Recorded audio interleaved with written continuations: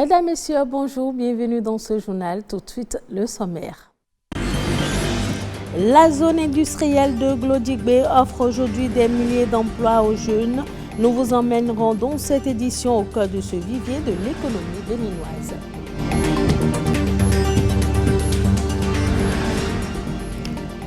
La filière NACAD au Bénin se porte de mieux en mieux. Deuxième produit d'exportation, la NACAD assure le développement économique du pays.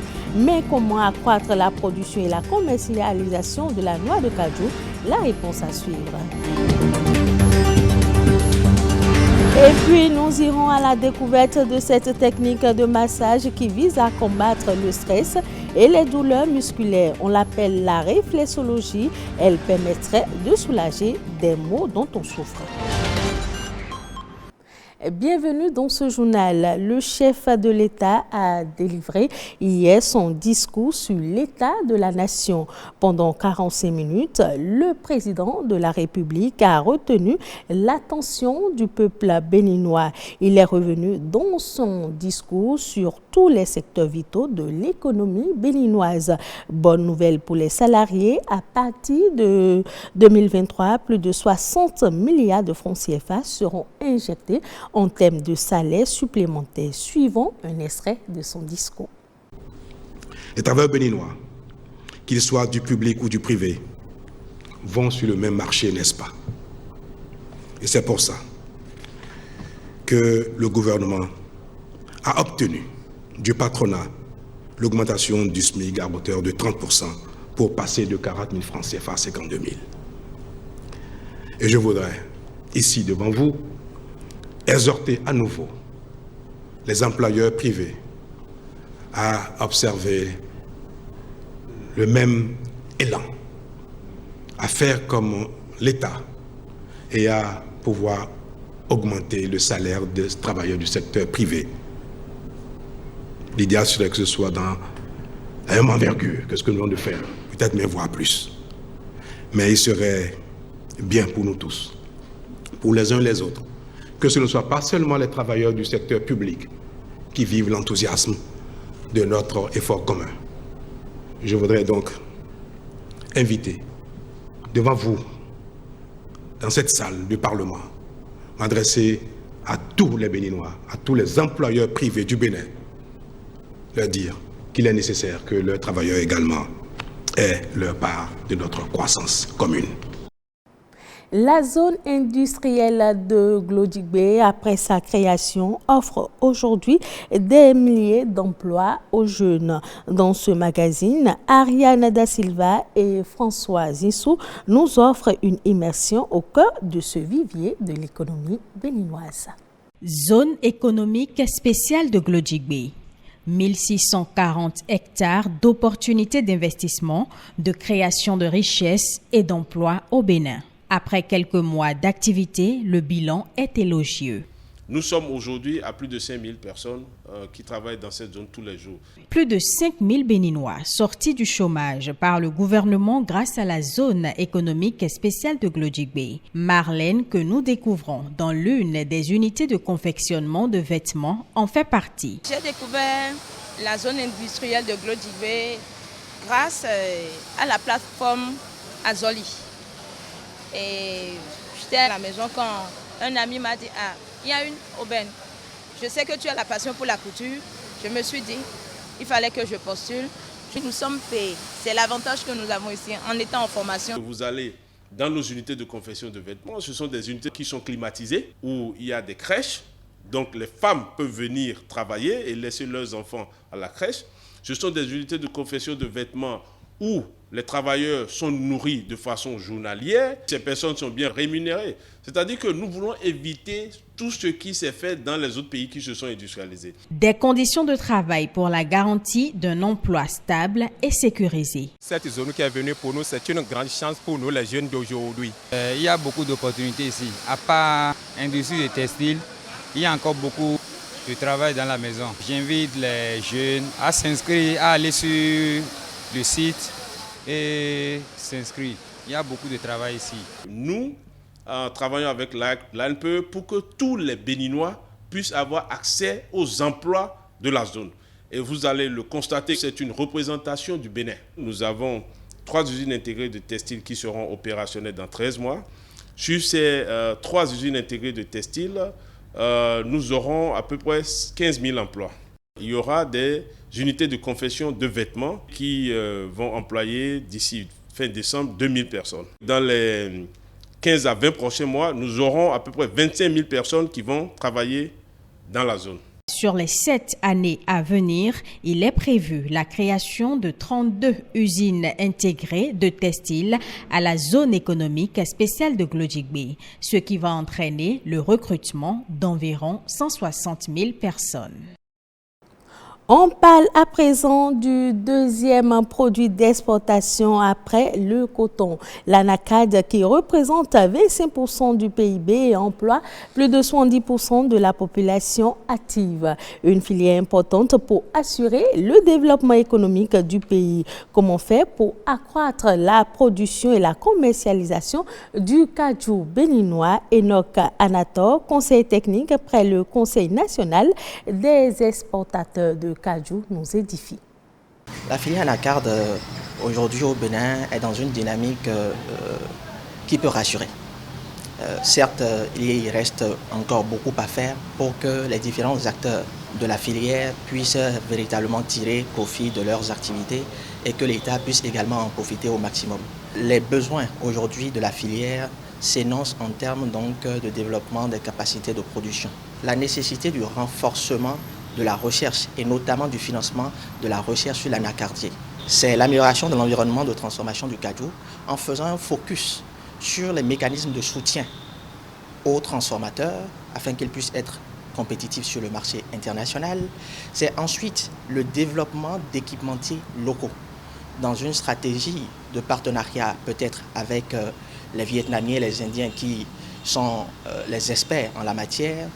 C'est ensuite renforcer les dispositifs actuels de financement qui sont devenus très spécifiques, mais où il faut faire encore un pas de plus. Les cadres des services de l'État sont chaque fois aux côtés des organisateurs pour alimenter la réflexion stratégique sur tout le déroulé de l'événement afin qu'ils puissent en sortir des éléments exploitables par les gouvernants eux-mêmes. Il est vrai que la vocation de transformation locale de noix de cajou vise beaucoup plus le marché international pour créer davantage de devises pour le pays, pour créer davantage de revenus pour les producteurs et pour les transformateurs. Mais encore essentiel que nous puissions développer un marché de consommation intérieure qui nous rassure que la plupart de nos produits transformés, la valeur ajoutée qui sera créée, puisse déjà être consommée et qu'on puisse créer une petite économie à travers cette filière à l'intérieur même de nos pays. Voilà. Mon dernier mot serait de faire l'invite aux acteurs publics de continuer les efforts qu'ils font depuis quelques années pour développer la filière en faisant un focus particulier sur l'interprofession de la filière anacarde du Bénin aujourd'hui, qui a du dynamisme, qui a de la jeunesse, qui a de la volonté et qui veut pouvoir développer le secteur pour le bonheur de tout le peuple béninois. On change de registre pour parler de cette thérapie qui consiste à toucher les parties du corps dans le but de guérir les patients des maux dont ils souffrent. La réflexologie, elle permet de déstresser et favorise également une parfaite circulation du sang dans l'organisme. Allons donc à la découverte de la réflexologie avec Sabirat Aou. Guérir par le massage est la spécialité de Gildas. Ce professionnel de santé est passé maître dans l'art de traiter les pathologies dont souffrent ses patients par la réflexologie. La réflexologie, c'est la main. Vous voyez, notre travail se base essentiellement sur les mains. Chaque partie du corps ou chaque organe a un point au niveau des plans des pieds qu'on appelle zone réflexe. Donc, un patient qui a mal quelque part ou bien a mal aux yeux, les problèmes d'AVC, les problèmes d'hyperplégie, d'hémiplégie, les problèmes de paralysie, les problèmes d'hypo et hypertension, problèmes de cœur, n'importe quel problème, nous savons des parties où il faut stimuler au niveau des plans des pieds pour que le patient retrouve sa santé. Et pour se remettre du malaise dont il souffre, Frédéro est venu en consultation chez son réflexologue. Objectif, combattre les douleurs musculaires qu'il ressent depuis quelques jours et évacuer surtout le stress. Je vois que ça ne va pas du tout et je suis souvent un peu stressé de façon, donc je suis venu ici pour avoir satisfaction. Pour lui donner satisfaction, Frédéro est soumis à un traitement de détoxification. C'est un appareil qui permet d'enlever les déchets. Donc après avoir fait ça, vous avez une bonne circulation du sang. Toucher les parties sensibles du corps pour que le patient retrouve sa santé peut sembler banal. Pourtant, Gildas et ses collaborateurs ont l'art d'offrir aux patients des séances de massage à l'aide des produits spécifiques, notamment des huiles essentielles. Mais attention, la réflexologie plantaire est déconseillée en cas de troubles cardiaques sévères et durant le premier trimestre de grossesse. On parle football à présent. La Coupe du monde de football au Qatar avance et les quarts de finale de la compétition démarrent cet après-midi. Parmi les équipes qualifiées, on retrouve le Maroc, le Portugal, la France, la Croatie, le Brésil, les Pays-Bas, l'Argentine et l'Angleterre. Les informations au plan international, c'est dans Eco Inter qui porte la signature de Charlène Kenjiro.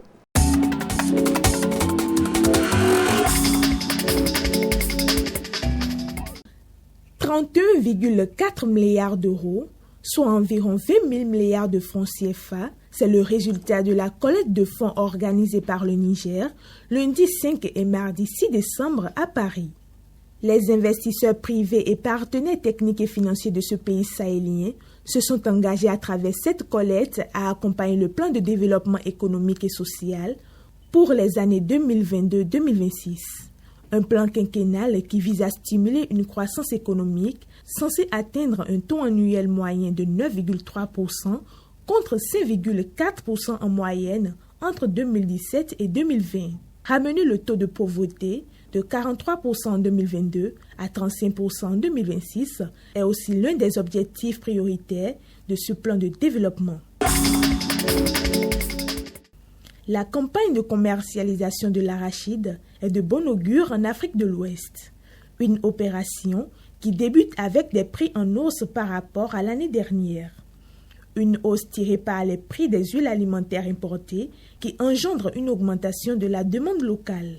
Au Burkina Faso comme au Sénégal, le prix d'un litre produit sur place était il y a quelques jours d'environ 1000 francs CFA contre 1200 à 1500 francs CFA le litre importé. À l'international, la tendance à la hausse se fait sentir également. Elle est alimentée par une baisse annoncée de la production chinoise, premier consommateur mondial. Le marché est également soutenu par la baisse annoncée de la production américaine. Dans ce contexte, les prix ne devaient que rester sur une pente ascendante. Comme l'huile d'arachide, le marché de l'huile d'olive est aussi en escalade. La récolte devrait baisser cette année de 800 000 tonnes en Europe. En cause, la chute de 40% des récoltes d'olives annoncée en Espagne, premier producteur mondial, ce qui induit la hausse des prix. À cela s'ajoutent les baisses des productions italiennes, moins 30%, et portugaises, moins 40%. Le Maroc s'attend à une production en baisse de 20% et la Tunisie, qui exporte de gros volumes vers l'Europe, prévoit une chute de 25%. Des chiffres qui font que l'Union européenne devrait voir ses volumes d'huile d'olive chuter de 800 000 tonnes cette année, avec une production estimée à 1,5 million de tonnes contre 2,3 millions de tonnes l'année dernière.